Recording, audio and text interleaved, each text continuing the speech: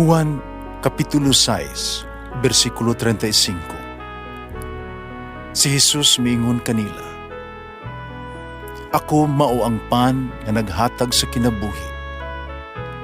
Ang muari kanako dili nagayod gutomon, ug ang mutuo kanako dili nagayod uhawon." Ang mga puno Pan sa kinabuhi. maglikon unta sa mong pagtuo o gagaka kami sa pagtuman sa imong mahal nga kasuguan. Ang ginumanaa kaninyo, Santos ng Ebanghelyo sa mala ni San Juan. Si Tomas nga gitawag og kaluha, usa sa 12, wala diha pagpakita ni Jesus. Busa gisultihan siya sa iyang mga kaubang tinunan. Nakita namo ang Ginoo. Miingon siya, "Gawas kun makita ko ang giagian sa lansang sa iyang kamot, ug isulod ni ini ang ako ang tudlo, o ako ang kamot sa iyang kilid, dili ako mutuo." Human sa 8 ka adlaw, nagtigom na usab ang mga tinunan sulod sa lawak. Diha na si Tomas. Bisag kitrangkahan ang pultahan, nakasulod gihapon ang Ginoo. Mibarug siya sa taliwala nila, miingon, "Ang kalinaw o naa kaninyo." Unya miingon siya kang Tomas, "Isulod ang imong tudlo dinhi sa ko dinhi ug tan-awa ang ako ang kamot. Ituyod ang imong kamot o ituslok sa akong kilid. Ayaw nagduha-duha, hinua, tuo." Isa mas mingon, "Akong Ginoo ug akong Dios." Sa dihang mitubag, sa Jesus mitubag, "Mituo ka, nakita ko nimo, dili ba? Bulahan ang mituo bisan wala makikita."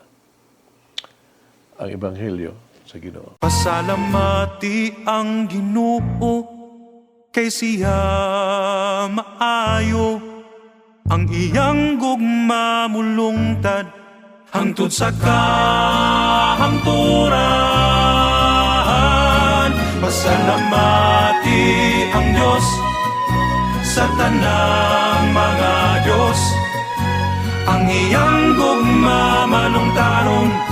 Pasalamati ang Ginoo sa mga Ginoo, ang iyang gugma balungtaron.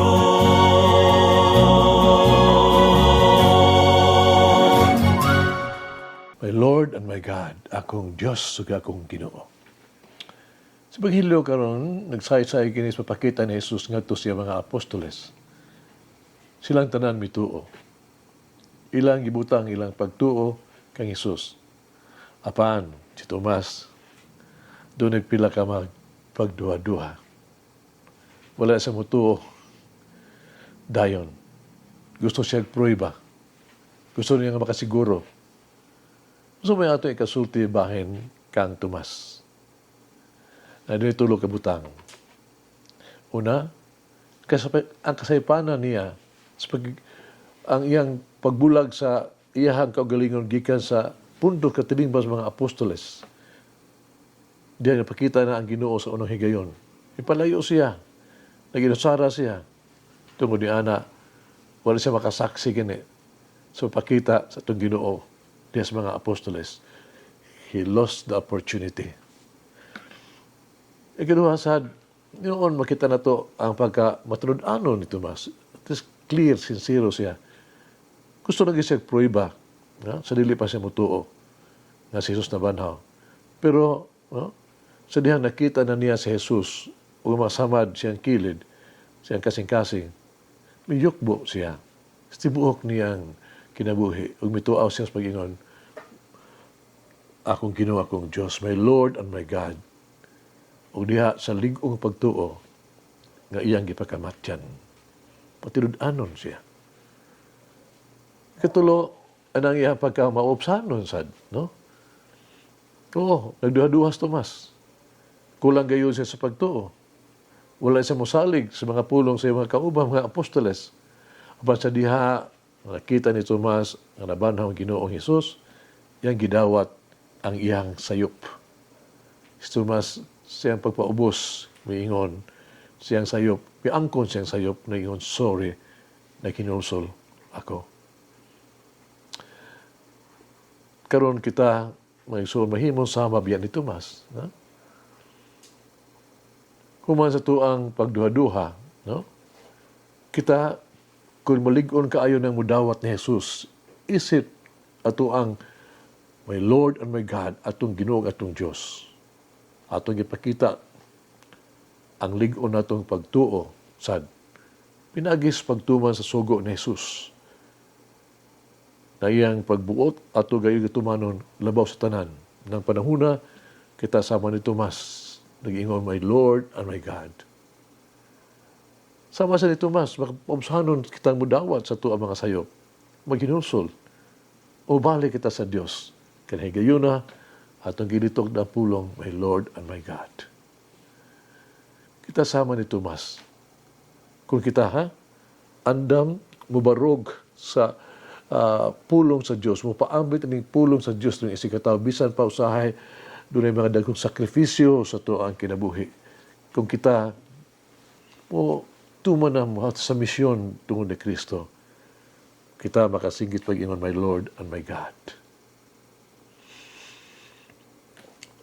Mga hagits kinabuhi. Kanunay ba kung mangitag ilhanan alang sa mga prueba gikan sa Ginoo, sa di pa ako musalig kaniya, umudawat sa mga paagi alang kanako. Magampo kita, among minahal nga amahan, may higbaon kung pasiluon nga Diyos. Ikaw ang among Ginoo, ikaw ang among ang Diyos. Nagtuo kami kanimo. Musalig kami kanimo. Salig mi kanunay diha dag kanimo. Hawani ang among ang hunahuna, dikan sa mga pagganod sa pagduha-duha. Di po ang among ang kasing-kasing, ikan sa kabalaka. Hamong minahal nga amahan, may gumaon nga pasayloon nga Dios. Ikaw ang amo ang maumahon ang magbubuhat. Ikaw ang amo ang balaan nga maluluyon nga agalon. Gidawat na mo ikaw, gihigugma ka namo. Kami magauban kanimo karon us kanunay. Amen. Mama Mary, help me overcome my uncertainties and open my heart to deeper faith in your Son. Bulangin ang Diyos pagagahom sa tanan, Amahan, Anak, Espiritu Santo. Amen. The Lord of the divine mercy, bless us all. Heal us from all diseases and suffering. Ayun unta niya kita, tanang mga sakit na sa lawas o sa kalag, body and soul. In the name of the Father, the Son, and of the Holy Spirit. Jesus, I trust in you. Amen. Whoever eats the bread of life will never hunger, says the Lord. Kay galaan inyong nabati ang pagpaambit ug hamubong pamalandong sa pulong sa Dios pinaagi sa tulumanon pan sa kinabuhi nga gidumala ni Monsignor Daddy Silva. Hangtod na usab sa sunod higayon, daghang salamat. The bread of life